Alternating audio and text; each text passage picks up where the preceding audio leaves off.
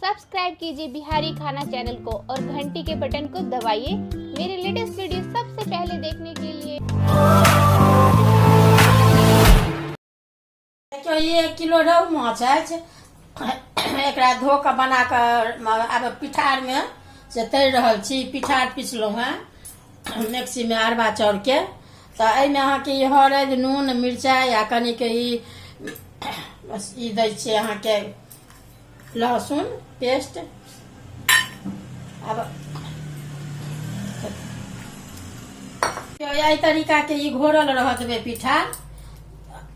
जहिया ई बनबे के कोशिश करब बड नीक लगे छै। ई पिठार में हल्का एना एना कऽ देबै, बेसी नहीं रहबाक चाही। ई बहुत नीक होइ छै अहाँके स्वदगर। ओना तऽ सिंपल सब गोटे खाइ छी। ई एक बेर बना कऽ जरूर देखबै।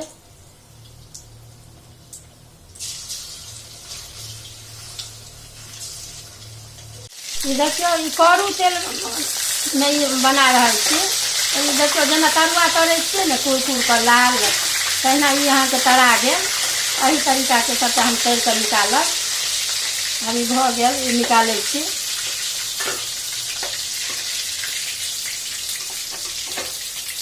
देखियो ई सबटा माछ अहाँके तरा गेल एहने लाल कऽ कऽ सबटा निकालै के छै। आब ई मसाला हम भूजै छी। एहिमे अहाँके प्याज आ लहसुन अछि, ई पहले दऽ रहल छियै। ओकरा बाद देखियो ई धनी अछि, हरदि मिरचाई आ ई सरसो बुकनी, नमक अपना अनुसार देबै। कनी भुजला के बाद हम रस आब एहिमे ई टमाटर 2 पीस कऽ देलियै। एहि कात फोरन पकबै छी। देखियो कनी जीरे सरसो अछि आ ई हींग अछि, तऽ फोरन दऽ रहल छियै। आब ई मछली खसा रहल छियै एहिमे।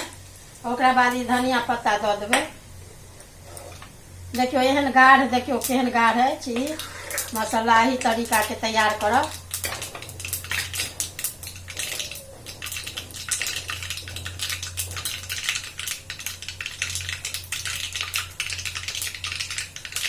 देख जात ओकरा काट देबै अथी।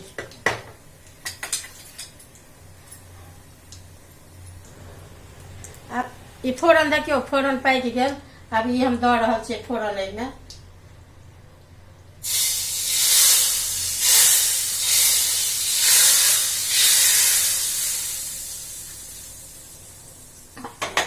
ऊपर से ई धनिया पत्ता दऽ रहल छियै। अहाँके मोन हुए तऽ कनी सब्जियो मसाला या मीट मसाला दऽ सकै छियै, हम नहीं देलियै। देखियो बनि कऽ तैयार अछि मछली पिठार वाला। अब काटै छी।